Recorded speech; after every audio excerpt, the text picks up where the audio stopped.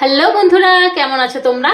আজকে আমি চিকেন আর পাস্তা দিয়ে একটা ডিনার স্পেশাল বানাবো বা স্পেশাল ডিনার বানাবো বা স্পেশাল ডিশ বানাবো। তো কি বানাবো সেটা তো দেখতেই পাবে, আর কি কি লাগছে সেটা আমি একটু দেখিয়ে দিই আর বলেও দিই।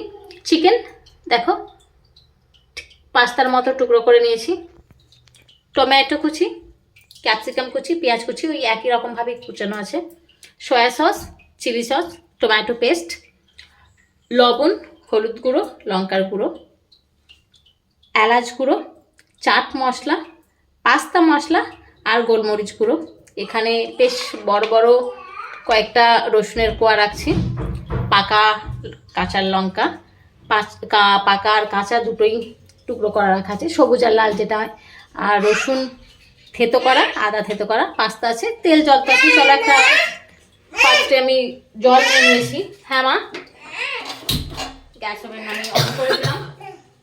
তো জল ফুটে গেলে তারপর আমি পাস্তার মধ্যে দেব, তারপরে আমি দেখাচ্ছি কি করব।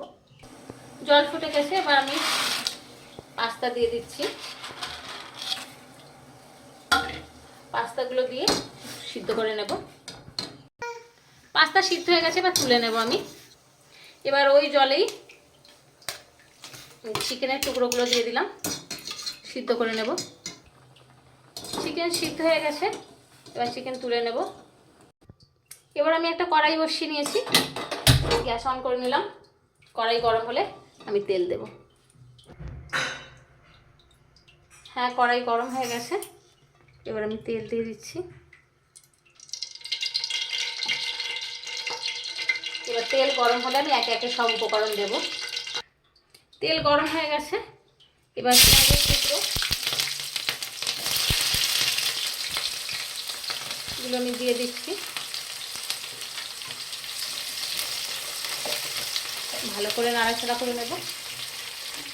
এরপরে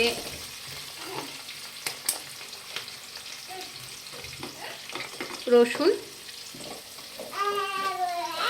দিয়ে একটু ভালোভাবে নাড়াচাড়া করব। ভালো করে নাড়াচাড়া করে নেওয়ার পর লাল আর সবুজ কাঁচা লঙ্কার কুচি ওর মধ্যে দিয়ে দিলাম। এবার রসুন থেতো করা, আদা থেতো করা দিয়ে ভালো করে একটু বেশ নাড়াচাড়া করে নেব। বেশ ভাজা ভাজা হয়ে গেছে, এবার চিকেনের টুকরোগুলো ওর মধ্যে দিয়ে একটু ভাজা ভাজা করে নেব। ক্যাপসিকাম টুকরোগুলো দিয়ে দিলাম। এবার টমেটো কুচি দিয়ে ভালো করে নাড়াচাড়া করে নেব।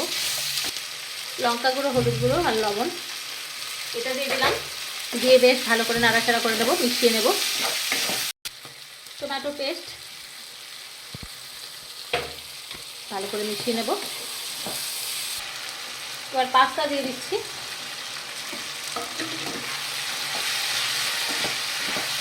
ভালো করে নাড়াচাড়া করে মিশিয়ে নেব।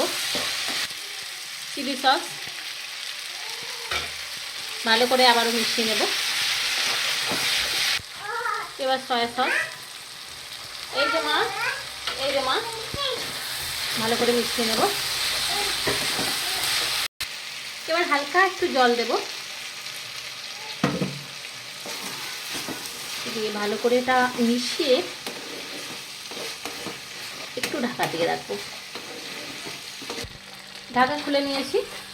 এবার যে মশলাগুলো আমি রাখছিলাম সেগুলো মিশিয়ে নেব। মিশিয়ে নিয়ে আমি নামিয়ে নেব, কারণ আমার ডিনার স্পেশাল ডিশ হয়ে গেছে চিকেন পাস্তা। এবার আমি নামিয়ে নেব। পুরোপুরি রেডি হয়ে গেছে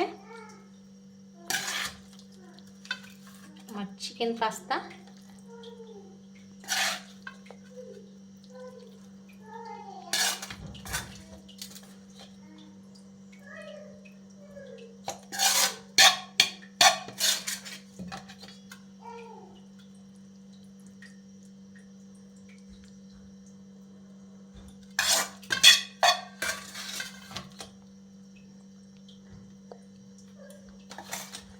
তো বন্ধুরা, কেমন লাগলো আমার এই রেসিপিটা? যদি ভালো লেগে থাকে তাহলে লাইক করো, কমেন্ট করো, শেয়ার করো, আর প্লিজ আমার চ্যানেলকে সাবস্ক্রাইব করো, আর বাড়িতে অবশ্যই ট্রাই করো। দেখা হবে পরের ভিডিওয়ে। টাটা।